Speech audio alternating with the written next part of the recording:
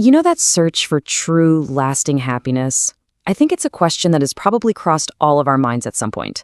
Well, in this explainer, we're going to dive deep into an ancient philosophical text that has a really fascinating take on this exact quest.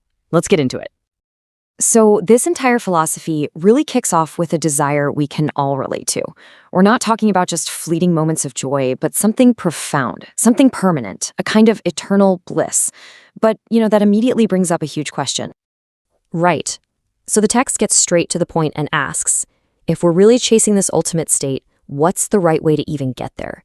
What should our spiritual practice, our sadhana, actually look like in the real world? Now, what's interesting is that the text doesn't just give you one simple answer. Instead, it starts by looking at 3 major spiritual paths, each one a totally different approach to reaching that same ultimate goal. Okay, so let's break them down. First up, you've got jnana marga, which is all about knowledge and intellectual understanding. Then there's karma marga, the path of selfless action, doing your duty out in the world. And finally, bhakti marga, the path of pure devotion and love.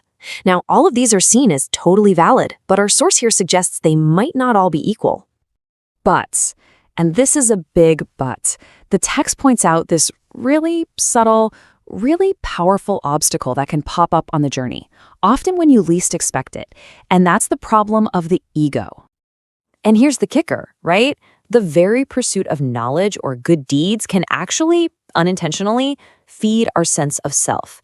It's so easy to start thinking, wow, I am so knowledgeable, or look at all the amazing things I am doing. So let's be super clear about what we're talking about here. The text uses a specific word for this, ahankar. It's that deep down sense of I-ness, that feeling that I am the one who knows, and I am the one who acts. And this becomes a massive barrier on a path that's supposed to be about dissolving the self. Okay, so if the paths of knowledge and action can have this kind of hidden trap, what's the alternative? Well, this is where the text brings in its big idea, the uniquely elegant solution that's found on the path of devotion. And this is just a brilliant way to see the difference. Think about it. On the paths of knowledge and action, the ego can so easily turn its focus inward, onto the self.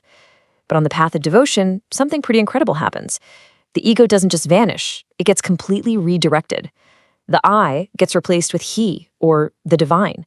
The whole thought process shifts from I am great to he is great. The text has such a beautiful way of putting it. It captures this profound shift with this gorgeous phrase. It calls this redirection the sweetness of the state of devotion.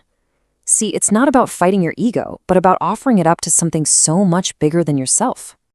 Now, to really drive this point home, the text doesn't just rely on its own logic. It brings out the big guns, you could say. It calls on one of the most revered philosopher saints in Indian history, Shri Shankaracharya, to deliver the final word.